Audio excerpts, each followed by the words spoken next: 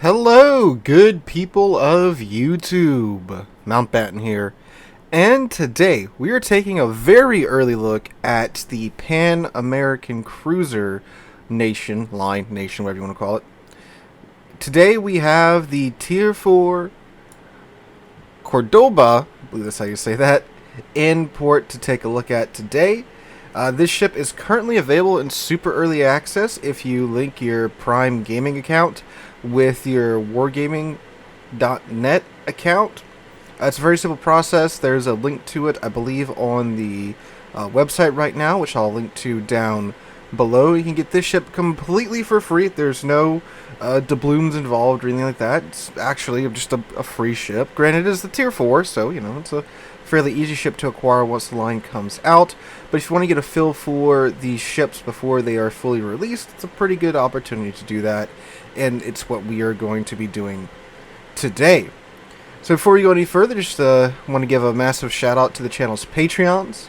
They make all ship reviews on this channel possible.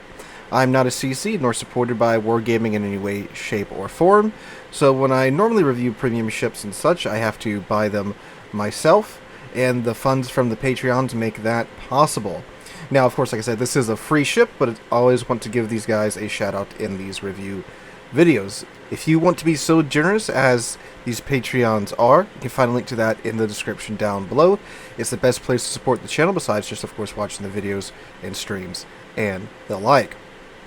So massive shout out to those guys, and let's take a look at the Cordoba today. So, this is a real steel ship. The Pan American Cruiser line doesn't get really silly until you get to like Tier 8. Then it's just like 3 different designs for the Wooster. But as you guys have probably been looking at for the past minute or so, the detail on this ship is very nice. Art department, as always, the art and modeling department, they always knock it out of the park with these ship models. And the newer models, they just keep getting better and better and better looking. Look at all that little detail and such. Like you can see into the superstructure here. Always nice. All the details on the guns and such too. Very nice indeed. Alright. So the Cordoba, it is a Tier 4 ship, so of course it's not going to be anything too crazy, but again, we can get a feel for the line's characteristics and such out of it. So, armor, it's a Tier 4 cruiser, 13 millimeters of armor, but you do have a 38 millimeter strip right here. That is, that's Citadel, 76 millimeters of armor. Torpedo tube, the mounting for the base of it is 10 millimeters. Same over there, that's interesting that that's modeled. You have almost a wraparound icebreaker stern, with 38 millimeters there as well. Then a 13 millimeter stern, 13 millimeter stern deck, 19 millimeter mid deck. That's actually the top of your Citadel. So this is all just the Citadel right here. It is straight up exposed. And then the bow deck's 13 millimeters as well. And it's literally a floating Citadel. I mean, hey, Tier 4, Tier 3, Tier 5 cruisers, they're all literally floating Citadels. So that's not a big surprise there, I would think, to anybody. Survivability, she has 20,500 HP, 4% torpedo damage reduction. Her guns, she has 6 152mm guns. They reload in 7 seconds base. They have 180 turn time of 18 seconds. Maximum dispersion of 117 meters. Maximum range is 12.1 kilometers. The AP does a maximum damage of 2,900 and comes out the tubes at 853 meters a second. Now, the Pan American Cruiser line does not have HE. They have AP with improved ricochet angles. So think of the British cruiser line, essentially, the light cruisers, essentially. So no HE, AP with improved pin angles. That's going to be really interesting to see how that works at Tier 4, because at Tier 4 and lower and mid tiers, battleships are still mostly, dreadnought style, so very heavily armored, but we'll see how she does. Now, she does get torpedoes on top of that, 4x3, 533, so that's 12 torps. With a 7.2 second 180 time, reloads at 62 seconds, which actually isn't bad. They do a maximum damage of 10,000.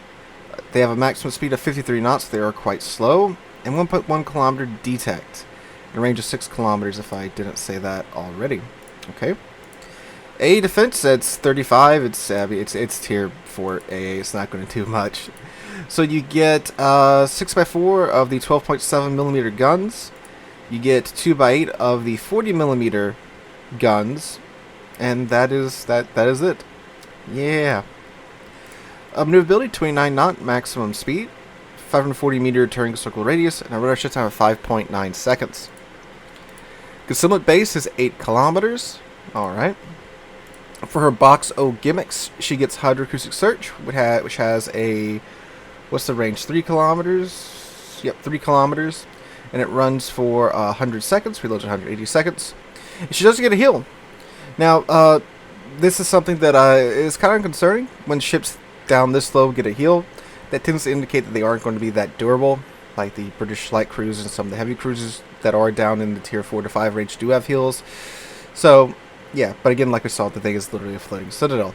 So you get 102 HP back per second, and that's active for 20 seconds and reloads in 80 seconds. Then you get damage con, which runs for 5 seconds and reloads in 60 seconds. Now this is with the upgraded modules equipped, so do keep that in mind. Alright, I'm going to go ahead and put a commander and module build on the Cordoba here, and we'll meet right back here. Alright, so for the modules, a pretty short section, I went with main armaments mod 1, and then I went with engine room protection. This, of course, keeps our main battery guns in the fight for longer, gives a 20% boost to the, well, a 20% reduction to the risk of the main battery guns becoming incapacitated, a 50% boost to their survivability, and a 20% boost to their repair time, same for the torps. Then I went with engine room protection, because, of course, light cruiser, engine room's going to get knocked out a bunch. Same with the steering gears. Gives a 20% boost to the, 20% reduction to the chance of them becoming incapacitated, and a 20% boost to their repair time.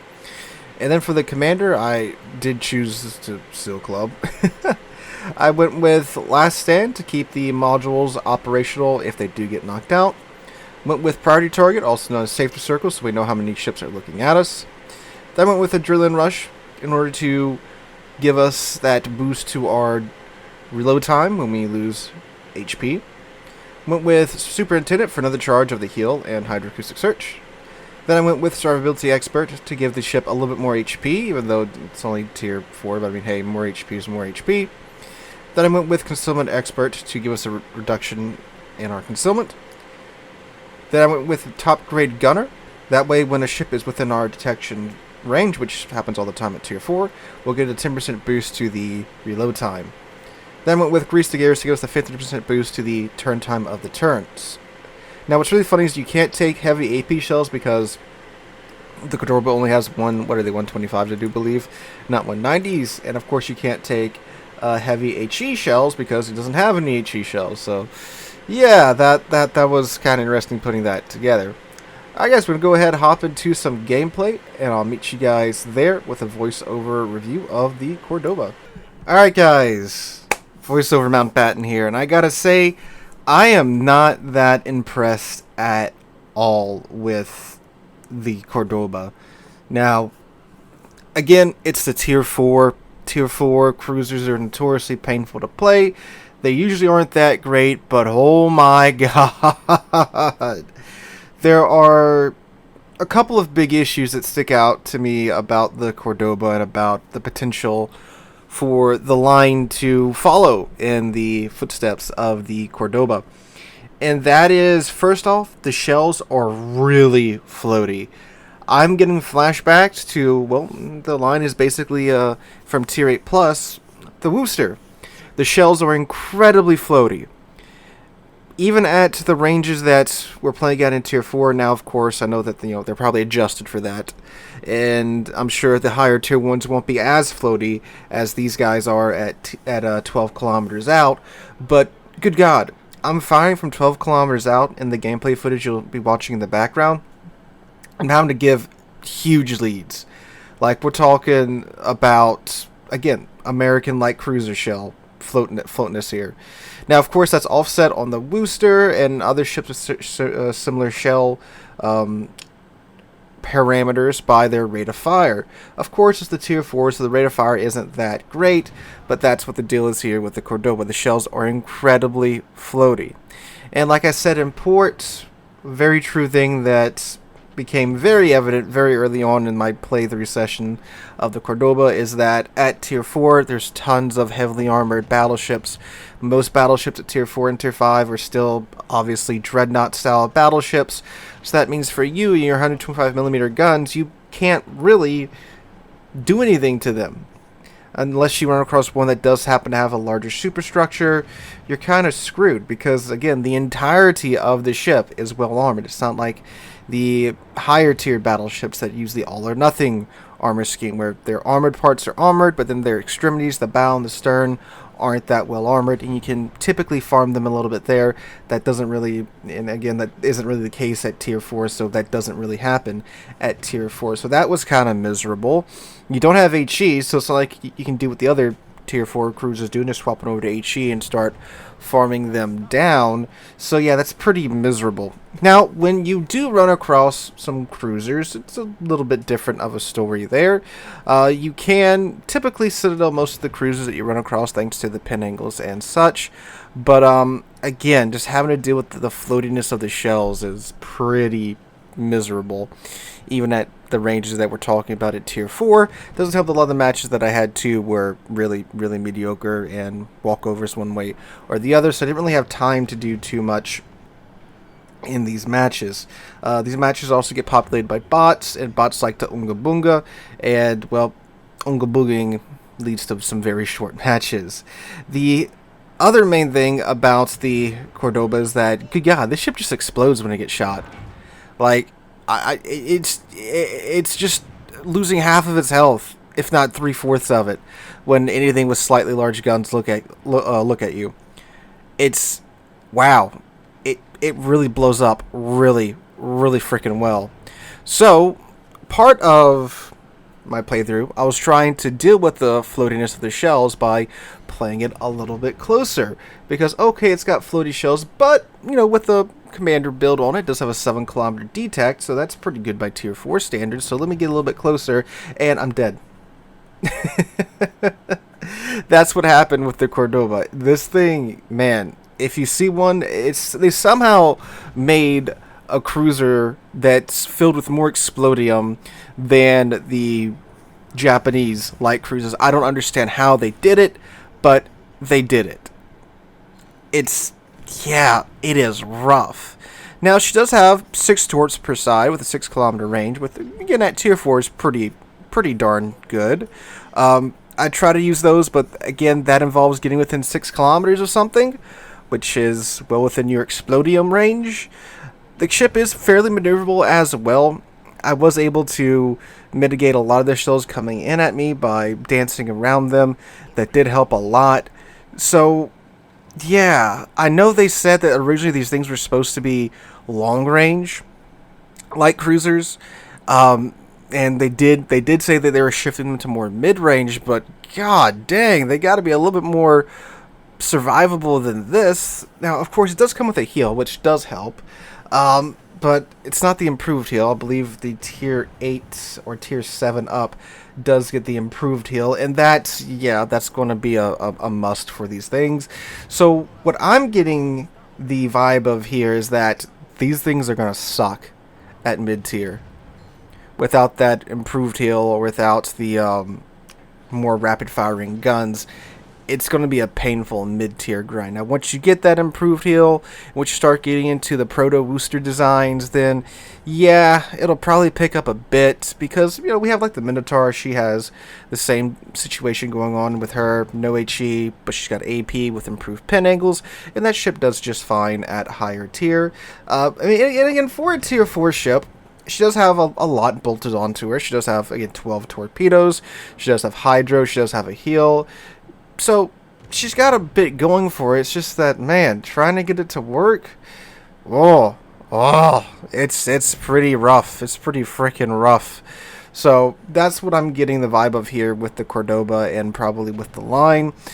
Again, as the line progresses up into the higher tiers, I'm sure that the DPM will start to make up for the only AP shells equipped on the ship, and the improved heal will help with the survivability quite a bit.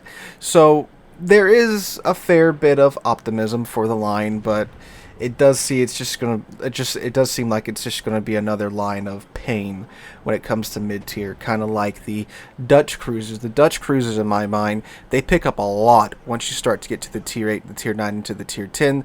Those ships are very, very nice in my opinion, but the mid-tier of the Dutch, it's just misery and pain and suffering. I think we're going to probably be in another situation like that here with the Pan-Asian cruisers. And again, when it comes to most cruiser lines, the mid-tier is pretty painful. But these lower-tier ships are normally actually pretty tough cruisers. I'm not saying like they're invincible or anything like that. They can normally take a bit of a hit because at this tier we're still in those heavily armored, more of like protected quote-unquote cruisers than light cruisers or heavy cruisers.